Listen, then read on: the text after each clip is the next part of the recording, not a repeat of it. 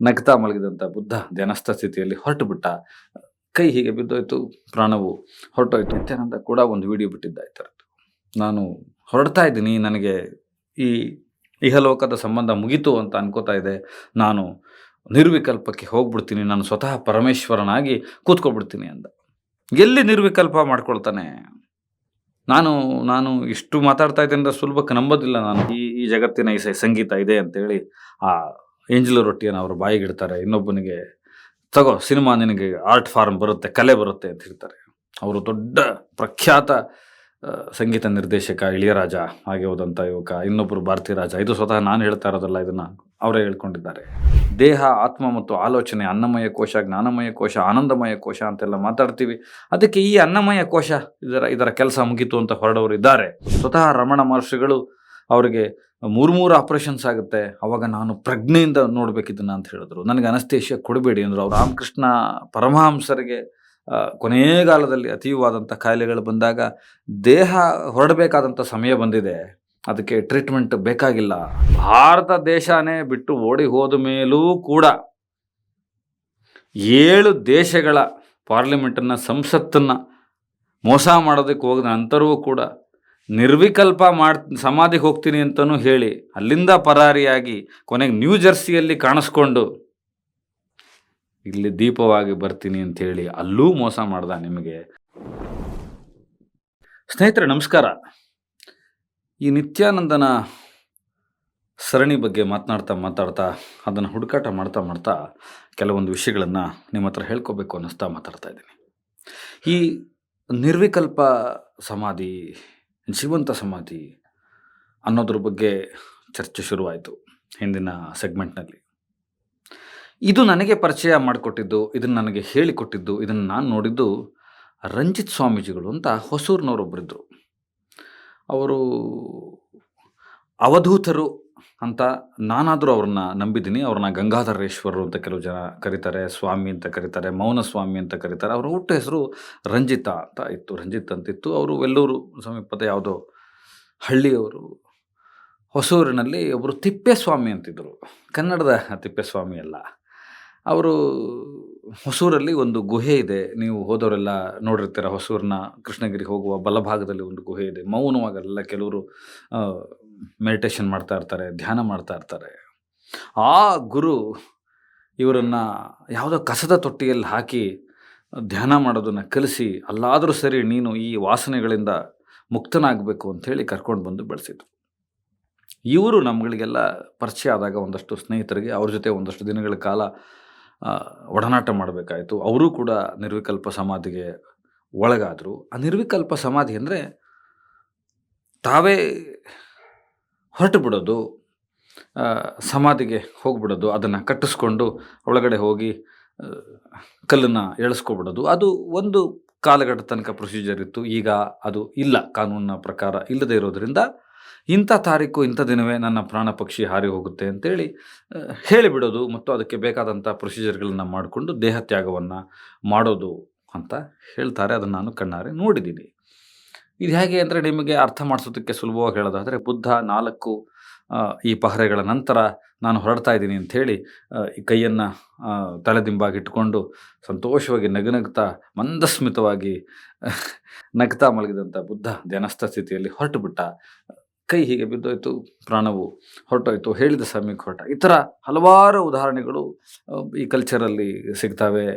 ಇದೇ ಥರ ಈ ಗಂಗಾಧರೇಶ್ವರರು ಹೇಳಿದರು ನಮಗೆ, ನಾನು ಬಾಬಾ ಟೆಂಪಲ್ನಲ್ಲೇ ಪ್ರಾಣ ಬಿಡ್ತೀನಿ, ಅಥವಾ ನನ್ನ ಆತ್ಮ ಅಲ್ಲಿಂದ ನಿರ್ಗಮನ ಆಗುತ್ತೆ, ಇಂಥ ತಾರೀಕಲ್ಲಿ ನನಗೆ ಒಂದು ಲಿಂಗ ತಂದಿಟ್ಟಿರಿ, ಇಷ್ಟು ದೊಡ್ಡ ಲಿಂಗವನ್ನು ತಂದಿಟ್ಟಿರಿ ನನ್ನ ಸಮಾಧಿಯ ಮೇಲೆ ಇಡೋದಕ್ಕೆ ನಾನು ಹೊರಡ್ತಾ ಇದ್ದೀನಿ ಅಂತ ಹೇಳಿದರು. ಮತ್ತು ಅವರ ದೇಹಕ್ಕೆ ಬೇಕಾದಷ್ಟು ಆರೋಗ್ಯದ ಸಮಸ್ಯೆಗಳಿದ್ದರೂ ಅವರೇನು ಅತಿ ಹೆಚ್ಚು ತಲೆ ಕೆಡಿಸ್ಕೊಳ್ತಾ ಇರಲಿಲ್ಲ ಅದ್ರ ಬಗ್ಗೆ. ಈ ದೇಹ ಅನ್ನೋದು ನನಗೊಂದು ಆಯುಧ, ನಾನು ಬಂದ ಕೆಲಸ ನಾನು ಮಾಡ್ತಾಯಿದ್ದೀನಿ, ನನ್ನ ಪರಂಪರೆಯನ್ನು ಮುಂದುವರಿಸಬೇಕಾಗಿತ್ತು, ನಾನು ಈ ನೇಚರ್ಗೋಸ್ಕರ ಏನೋ ಕೆಲಸ ಮಾಡಬೇಕಾಗಿತ್ತು, ಮಾಡಿದ್ದೀನಿ, ಧ್ಯಾನ ಮಾಡಿದ್ದೀನಿ, ಹೊರಡ್ತಾ ಇದ್ದೀನಿ ಅಂತ ಹೇಳೋರು.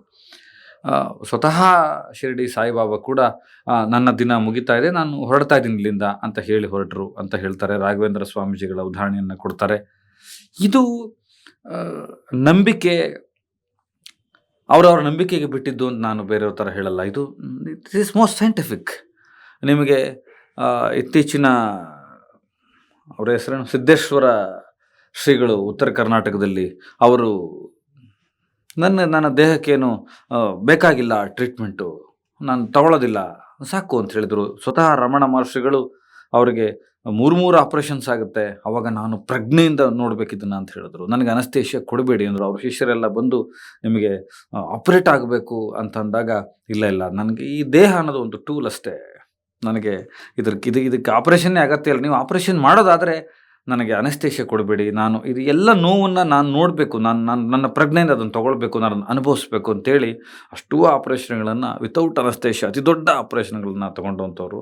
ಸ್ವತಃ ರಾಮಕೃಷ್ಣ ಪರಮಹಂಸರಿಗೆ ಕೊನೆಗಾಲದಲ್ಲಿ ಅತೀವಾದಂಥ ಕಾಯಿಲೆಗಳು ಬಂದಾಗ ದೇಹ ಹೊರಡಬೇಕಾದಂಥ ಸಮಯ ಬಂದಿದೆ, ಅದಕ್ಕೆ ಟ್ರೀಟ್ಮೆಂಟ್ ಬೇಕಾಗಿಲ್ಲ, ಇದು ಇಷ್ಟು ದಿನಗಳಲ್ಲಿ ಹೊರಟು ಬಿಡುತ್ತೆ ಅಂತೇಳಿ ಗಿರೀಶ್ ಚಂದ್ರ ಮುಖ್ಯೋಪಾಧ್ಯಾಯ ಅಂತ ಏನು ಅವರ ಶಿಷ್ಯರಿದ್ದರು ಅವ್ರಿಗೆ ಹೇಳಿ ಹೊರಟು ಬಿಟ್ಟರು ಅಂತ ಹೇಳ್ತಾರೆ.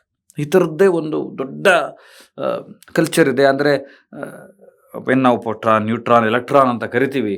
ನಮ್ಮ ಪರಿಮಿತಿ ಒಳಗಡೆ ನಾವೇನು ಅರ್ಥ ಮಾಡ್ಕೊಳ್ತೀವಿ, ದೇಹ, ಆತ್ಮ ಮತ್ತು ಆಲೋಚನೆ, ಅನ್ನಮಯ ಕೋಶ, ಜ್ಞಾನಮಯ ಕೋಶ, ಆನಂದಮಯ ಕೋಶ ಅಂತೆಲ್ಲ ಮಾತಾಡ್ತೀವಿ. ಅದಕ್ಕೆ ಈ ಅನ್ನಮಯ ಕೋಶ ಇದರ ಕೆಲಸ ಮುಗೀತು ಅಂತ ಹೊರಡೋರು ಇದ್ದಾರೆ. ಅದಕ್ಕೆ ಸಾಕಷ್ಟು ಉದಾಹರಣೆಗಳನ್ನು ನನಗೆ ರಂಜಿತ್ ಸ್ವಾಮೀಜಿಗಳು, ನಾವು ಎಲ್ಲ ಸ್ನೇಹಿತರ ಜೊತೆ ಹೋದಾಗ ಕೊಲ್ಲಿಮಲೆ ಅಂತ ಒಂದು ಮಲೆ ಇದೆ, ಅಲ್ಲಿ ನಿಮಗೆ ಈ ಜಗ್ಗಿ ವಾಸುದೇವ್ ಅವರ ಏನು ಇಶಾ ಫೌಂಡೇಶನ್ ಇದೆ ಅದರ ಪಕ್ಕ 30 ವರ್ಷಗಳ ಕಾಲ ಸುದೀರ್ಘವಾದಂಥ ಧ್ಯಾನ ಮಾಡಿ ಅಲ್ಲೇ ಕುಳಿತು ಕೆಲಸ ಮಾಡಿದಂಥ, ಒಂದಷ್ಟು ಈ ಜಗತ್ತಿನ ತುಂಬ ಜನರಿಗೆ ಚಿಕಿತ್ಸೆ ಕೊಟ್ಟಂಥ ಒಬ್ಬ ಮನುಷ್ಯರು. ನಾನು ಕೂತು ಧ್ಯಾನ ಮಾಡ್ತಾನೆ, ತಾರೀಕು, ಡೇಟು, ಸಮಯ ಹೇಳಿ ನಾನು ಹೊರಡ್ತಾ ಇದ್ದೀನಿ, ಇಲ್ಲಿ ಇನ್ನು ಮುಂದಕ್ಕೆ ನನ್ನನ್ನು ಮಾತಾಡ್ಸೋರು ಬರಬಾರ್ದು, ನನ್ನ ಜೊತೆ ಮೌನ ಸಂವಾದ ಮಾಡೋದಕ್ಕೆ ಅವಕಾಶ ಇದ್ದಂಥವ್ರು ಮಾತ್ರ ಬರ್ಬೋದು ಅಂತ ಹೇಳಿ ಹೊರಟಂಥ ಮೌನಸ್ವಾಮಿಗಳ ಇದನ್ನು ನೋಡಿದ್ದೀನಿ. ನಿಮಗೆ ನಾಮಕ್ಕಲ್ನ ಮಾಯಮ್ಮ ದೇವಿ, ಅದು ಒಂದು ನಿರ್ವಿಕಲ್ಪ ಸಮಾಧಿ ಇದೆ. ಅದ್ರ ಬಗ್ಗೆ ಹೇಳೋದಾದರೆ ಕನ್ಯಾಕುಮಾರಿಯಲ್ಲಿ ಮಾಯಮ್ಮ ದೇವಿ, ಆ ತಾಯಿ, ಇಲ್ಲಿ ಫೋಟೋಸ್ ಬರ್ತಿರುತ್ತೆ ನೋಡಿ, ಅಮ್ಮ ಭಿಕ್ಷುಕಿ ಥರ ಅವ್ರ ಪಾಡಿಗೆ ಅವರು ಕೂತಿರ್ತಾರೆ, ಯಾವುದೋ ರೊಟ್ಟಿಯನ್ನು ಅಗಿತಾ. ಅಲ್ಲಿಗೆ ಇಬ್ಬರು ಯುವಕರು ಹೋಗ್ತಾ ಇರ್ತಾರೆ. ಅವ್ರು ಏನೋ ಜೀವನದಲ್ಲಿ ಏನೂ ಸಾಧನೆ ಮಾಡಿಲ್ಲ ಅಂದ್ಕೊಂಡು ಬೇಸರದಲ್ಲಿ ಹೋಗ್ತಾ ಇರ್ತಾರೆ. ಆ ಇಬ್ಬರು ಯುವಕರನ್ನ ನೋಡಿದ ತಕ್ಷಣ ಅಮ್ಮ ಕರೀತಾರೆ, ಮಾಯಮ್ಮ ಬಂದ್ರೋ ಇಲ್ಲಿ ಅಂತ ತಮಿಳಲ್ಲಿ ಕರೀತಾರೆ, ಹೊರಡ ಹೆಂಗೆ ಅಂತ ಕರೆದು ಮಾತನಾಡ್ಸೋ, ನಿನಗೇನು ಬೇಕು ಅಂತ ಕೇಳ್ತಾರೆ. ಅದರಲ್ಲಿ ಒಬ್ಬ ಹುಡುಗ ಹೇಳ್ತಾನೆ, ಒಬ್ಬ ಯುವಕ ಹೇಳ್ತಾನೆ, ನನಗೆ ಸಂಗೀತ ಬೇಕು, ಸಂಗೀತದ ಜ್ಞಾನ ಬೇಕು. ಇನ್ನೊಬ್ಬ ಹೇಳ್ತಾನೆ, ನಾನು ಸಿನಿಮಾದಲ್ಲಿ ಡೈರೆಕ್ಟರ್ ಆಗಬೇಕು ಅಂತೀನಿ. ಹೌದಾ ಅಂತ ಅವರು ಜಗಿತಾ ಇದ್ದಂಥ ಒಂದು ರೊಟ್ಟಿಯನ್ನು ತೆಗೆದು, ಆ ಸಂಗೀತ ಬೇಕು ಇಸೈ ಇದೆ, ಈ ಜಗತ್ತಿನ ಇಸೈ ಸಂಗೀತ ಇದೆ ಅಂತೇಳಿ ಆ ಎಂಜಲು ರೊಟ್ಟಿಯನ್ನು ಅವರು ಬಾಯಿಗಿಡ್ತಾರೆ. ಇನ್ನೊಬ್ಬನಿಗೆ ತಗೋ, ಸಿನಿಮಾ ನಿನಗೆ ಆರ್ಟ್ ಫಾರ್ಮ್ ಬರುತ್ತೆ, ಕಲೆ ಬರುತ್ತೆ ಅಂತ ಹೇಳ್ತಾರೆ. ಅವರು ದೊಡ್ಡ ಪ್ರಖ್ಯಾತ ಸಂಗೀತ ನಿರ್ದೇಶಕ ಇಳಿಯರಾಜ ಹಾಗೆ ಹೋದಂಥ ಯುವಕ. ಇನ್ನೊಬ್ಬರು ಭಾರತೀಯ ರಾಜ. ಇದು ಸ್ವತಃ ನಾನು ಹೇಳ್ತಾ ಇರೋದಲ್ಲ, ಇದನ್ನು ಅವರೇ ಹೇಳ್ಕೊಂಡಿದ್ದಾರೆ. ನಾಮಕ್ಕಲ್ನ ಆಂಜನೇಯ ತುಂಬ ಫೇಮಸ್ಸು, ಅಲ್ಲಿ ಒಂದು ನಿರ್ವಿಕಲ್ಪ ಸಮಾಧಿ ಇದೆ. ಇವ್ರು ಯಾರು ಹಣಕಾಸಿನ ವ್ಯವಹಾರ ಮಾಡಿದವರಲ್ಲ, ಯಾರಿಗೂ ಆಶೀರ್ವಾದ ಮಾಡ್ತೀನಿ, ಚಿಕಿತ್ಸೆ ಕೊಡ್ತೀನಿ ಅಂಥೇಳಿ ಮೋಸ ಮಾಡಿದವರಲ್ಲ, ಯಾರ ಹತ್ರಕ್ಕೂ ಹೋದವರಲ್ಲ, 1 ಎಕರೆ ಜಮೀನನ್ನು ತಗೊಂಡವರಲ್ಲ, ಅಥವಾ 1 ಗುಂಟೆ ಜಾಗಕ್ಕೆ ಆಸೆ ಪಟ್ಟವರಲ್ಲ, ಇನ್ನೊಬ್ಬರಿಗೆ ತೊಂದರೆ ಕೊಟ್ಟವರಲ್ಲ, ಇನ್ನೊಬ್ಬರು ನನ್ನ ಹತ್ರ ಬಾ ಅಂತ ಕರೆದವರಲ್ಲ.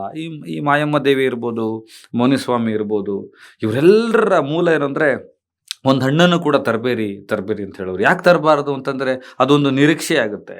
ನಾನು ಮುಂದಿನ ದಿನಗಳಲ್ಲಿ ಮತ್ತೊಂದು ಮಾತಾಡಬೇಕು. ಇನ್ನೊಬ್ಬರು ಪರದೇಶಿ ಸ್ವಾಮಿ ಅಂತ, ಅವರು ಎಷ್ಟು ತಿಳ್ಕೊಂಡಿದ್ರು, ಎಷ್ಟು ಈ ದೇಶವನ್ನು ಸುತ್ತಿದ್ರು ಅಂದರೆ, ಯಮುನಾ ನದಿ ತೀರದಿಂದ ಗಂಗಾ ನದಿ ತೀರದವರೆಗೆ ವರ್ಷಕ್ಕೆ 6 ಸಲ ಅವರು ಪಾದಯಾತ್ರೆ ಮಾಡ್ತಾರೆ, ಕಾಲ್ನಲ್ಲಿ ನಡೀತಾರೆ. ಅವರು ಕನ್ನಡದ ಅಥವಾ ಬೇರೆ ಬೇರೆ ಅಕ್ಷರಗಳಿರ್ತಕ್ಕಂಥ, ಬೀಜಾಕ್ಷರಗಳಿರ್ತಕ್ಕಂಥ ಆ ಧ್ವನಿ ತರಂಗಾಂತರಗಳ ಶಕ್ತಿಯನ್ನು ತೆಗೆದು ಯಾರ್ಯಾರಿಗೆ ಏನೇನು ಬೇಕೋ ಆ ಅಕ್ಷರಗಳನ್ನು ಮಾತ್ರ ಕೊಟ್ಟು ಹೋಗ್ತಾಯಿದ್ರು.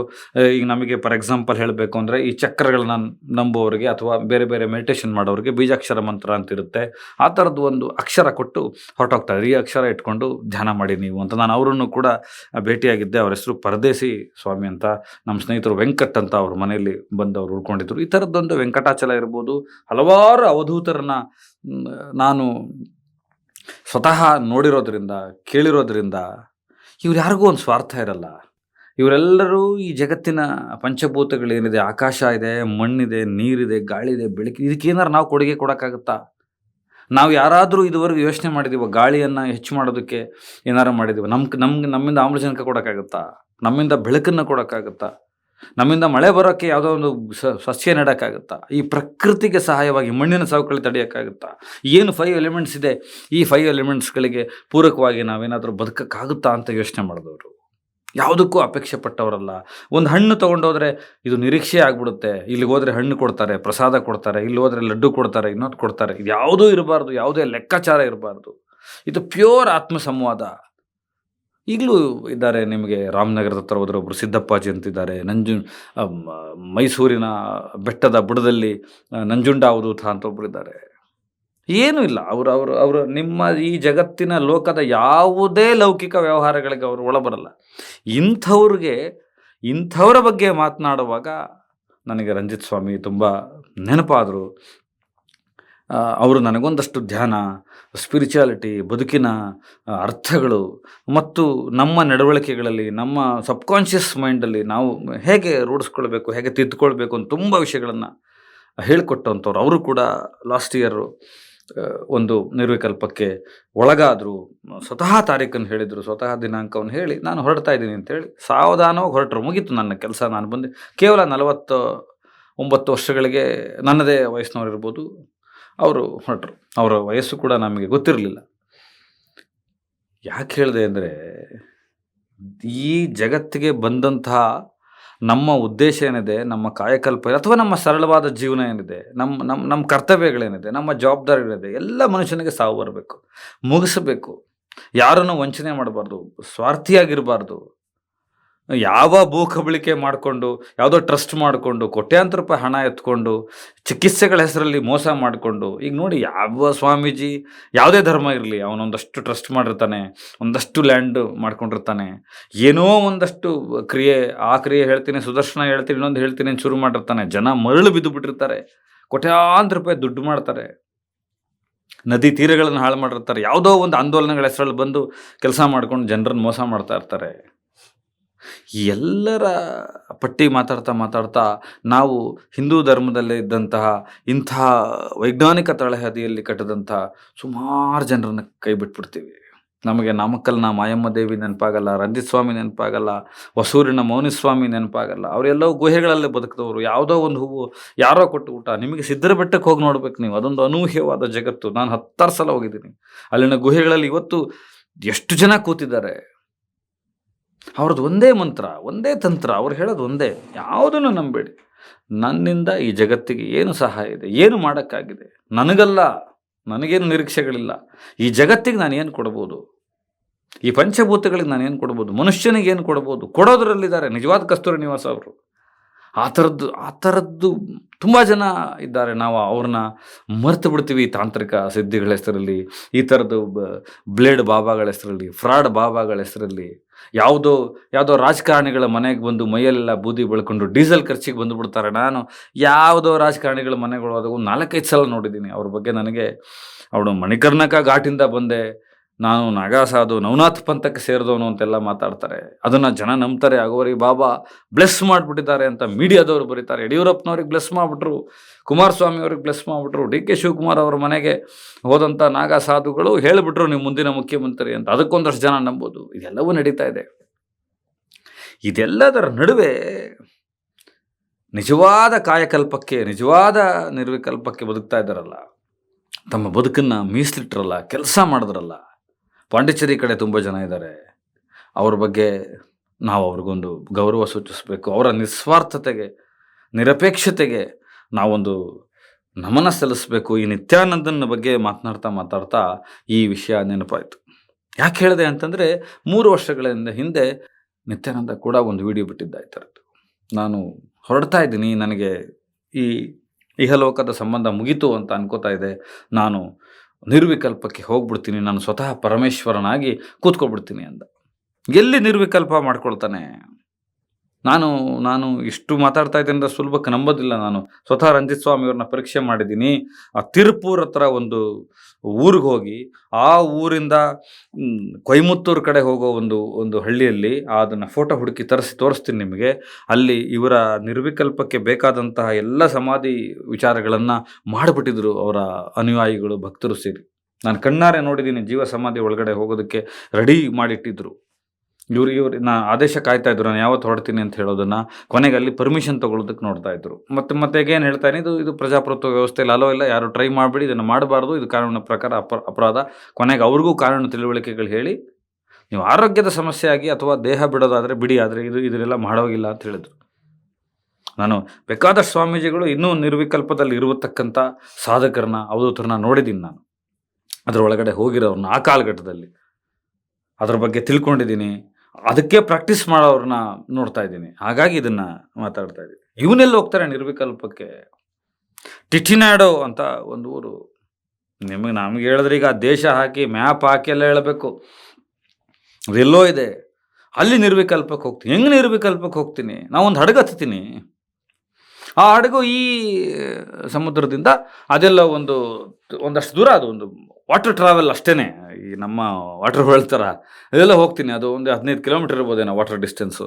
ಅಲ್ಲಿಗೆ ಹೋಗ್ತೀನಿ ನಾನು. ಅಲ್ಲಿಂದ ಅಲ್ಲಿಗೆ ಹೋಗ್ತಾ ದಾರಿಯಲ್ಲಿ ನನ್ನ ಪ್ರಾಣ ಪಕ್ಷಿ ಹಾರಿ ಹೋಗುತ್ತೆ. ನಾನೇ ಕಳಿಸ್ಕೊಡ್ತಾ ಇದ್ದೀನಿ ಪ್ರಾಣನ. ಸೊ ನಿಮಗೆ ನನ್ನ ದೇಹದ ಮೇಲೆ ಯಾರಿಗೂ ಅಧಿಕಾರ ಇಲ್ಲ, ನೀವು ಆ ದೇಹನ ಬಿಟ್ಬಿಡ್ಬೇಕು. ಆ ಪ್ರಾಣ ಹಾರಿ ಹೋಗಿದ್ದು ಮತ್ತೆ ನಾನು ತಿರುವಣ್ಣಾಮಲೆಯಲ್ಲಿ ಒಂದು ಜ್ಯೋತಿಯಾಗಿ ಕಾಣ್ತೀನಿ. ಅದು ಎಲ್ಲಿ ಜ್ಯೋತಿಯಾಗಿ ಕಾಣ್ತೀನಿ? ತನಗೆ ಯಾರು ಇನ್ಸ್ಪೈರ್ ಮಾಡಿದ್ರೋ ರಮಣ ಮಹರ್ಷಿಗಳ ಗುಹೆ ಇದೆ ಅಲ್ಲಿ ತಿರುವಣ್ಣಾಮಲೆಯಲ್ಲಿ. ಅದರ ಮೇಲ್ಗಡೆ ಇನ್ನೊಂದು ಗುಹೆಯಲ್ಲಿ ಒಂದು ಜ್ಯೋತಿ ಸ್ವರೂಪವಾಗಿ ಕಾಣ್ತೀನಿ. ಇಷ್ಟೊತ್ತಿಗೆ ಅಲ್ಲೊಂದು ಜ್ಯೋತಿ ಹತ್ತುತ್ತೆ. ನೀವು ಅಲ್ಲಿ ಬಂದು ನೋಡ್ಬೋದು. ನಾನು ಅಲ್ಲಿ ಬರ್ತೀನಿ, ನಾನು ಅಲ್ಲಿ ಕಂಡ್ಕೋತೀನಿ. ಸರಿನಪ್ಪ, ನಾವು ಶಬರಿಮಲೆ ಸ್ವಾಮಿ ಅಯ್ಯಪ್ಪರನ್ನು ಒಬ್ಬ ಆದಿಪುರುಷ ಅಥವಾ ಆದಿವಾಸಿಗಳ ದೈವ ಅಂತ ನಂಬಿ ವ್ರತಾಕಾರದಲ್ಲಿ ಆಚರಣೆ ಮಾಡ್ತಾ ಇದ್ದೀವಿ. ಅದಕ್ಕೆ ನಮಸ್ಕಾರ ಆಗ್ತಾ ಇದ್ವಿ. ಜ್ಯೋತಿ ರೂಪದಲ್ಲಿ ಬರ್ತಾನೆ. ಆಯ್ತು ಬಾರಪ್ಪ ಅಂತಂದ್ರು. ಆತ ಟಿಟಿನಾಡುವಿಂದ ಹೊರಟವನು ಯಾರಿಗೂ ಕಾಣಿಸ್ಕೊಳ್ಳಿಲ್ಲ. ಆತನ ದೇಹವೂ ಯಾರಿಗೂ ಸಿಗಲಿಲ್ಲ. ಆತನ ಜೊತೆ ಹೋದಂಥ ಒಂದು ಸುಂದರವಾದಂಥ ಮಹಿಳಾ ಪರಿಚಾರಕಿನೂ ಇದುವರೆಗೂ ಕಾಣಿಸ್ಕೊಂಡಿಲ್ಲ. ಆ ಕಡೆ ಈ ಜಲಮಾರ್ಗದ ನಂತರ ಅದೊಂಥರ ಈ ಹಾರ್ಮೋಸ್ ಕತೆ ಆದಂಗೆ ಆಗೋಯ್ತದು. ಆ ಕಡೆ ಜಲಮಾರ್ಗದಿಂದ ಒಂದಷ್ಟು ಕಾರುಗಳು ನಿಂತಿದ್ವು, ಅವೆಲ್ಲ ಎಲ್ಲಿಗೆ ಹೋದ್ವು ಅಂತ ಯಾರು ಹೇಳಿಲ್ಲ ಇದುವರೆಗೂ.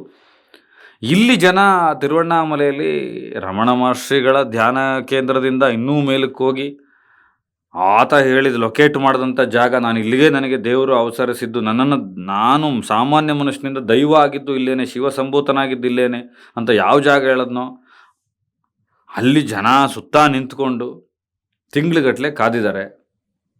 ಯಾವ ದೀಪ ಹಚ್ಚಿಲ್ಲ, ಯಾವುದು ಆ ಥರದ್ದೇನೂ ಆಗಿಲ್ಲ. ನಾನು ಈ ನಿರ್ವಿಕಲ್ಪದ ಬಗ್ಗೆ ಹೇಳುವಾಗಲೂ ಕೂಡ ಹೇಳ್ತಾ ಇದ್ದೀನಿ, ಸೈನ್ಸ್ನ ನಂಬಿ, ವೈಚಾರಿಕತೆಯನ್ನು ನಂಬಿ. ಇದಲ್ಲ, ಇದು ನಿರ್ವಿಕಲ್ಪದ ಬಗ್ಗೆ ಮಾತಾಡೋಕ್ಕೆ ಕೆಲವರಿಗೆ ಯೋಗ್ಯತೆನೇ ಇರೋದಿಲ್ಲ. ಅಂದರೆ ತುಂಬ ದೊಡ್ಡ ವಿಷಯ, ಅದು ತುಂಬ ಪ್ರಖರವಾದಂಥ ವಿಷಯ. ಅದರ ತಿಳುವಳಿಕೆಯೇ ಬೇರೆ. ಹೀಗೆ ನಿರ್ವಿಕಲ್ಪದ ಹೆಸರಲ್ಲೂ ಕೂಡ ಜನರನ್ನು ಮೋಸ ಮಾಡಿದಂಥ ನಿತ್ಯಾನಂದ 2019ರಲ್ಲಿ ಭಾರತ ದೇಶನೇ ಬಿಟ್ಟು ಓಡಿ ಹೋದ ಮೇಲೂ ಕೂಡ 7 ದೇಶಗಳ ಪಾರ್ಲಿಮೆಂಟನ್ನು, ಸಂಸತ್ತನ್ನು ಮೋಸ ಮಾಡೋದಕ್ಕೆ ಹೋದ ನಂತರವೂ ಕೂಡ ನಿರ್ವಿಕಲ್ಪ ಸಮಾಧಿಗೆ ಹೋಗ್ತೀನಿ ಅಂತಲೂ ಹೇಳಿ ಅಲ್ಲಿಂದ ಪರಾರಿಯಾಗಿ ಕೊನೆಗೆ ನ್ಯೂ ಜರ್ಸಿಯಲ್ಲಿ ಕಾಣಿಸ್ಕೊಂಡು ಇಲ್ಲಿ ದೀಪವಾಗಿ ಬರ್ತೀನಿ ಅಂಥೇಳಿ ಅಲ್ಲೂ ಮೋಸ ಮಾಡ್ದ. ನಿಮಗೆ ಇದೊಂದು ಕಥೆ ಹೇಳಬೇಕಾಗಿತ್ತು, ಹೇಳಿದೆ ಸ್ನೇಹಿತರೆ.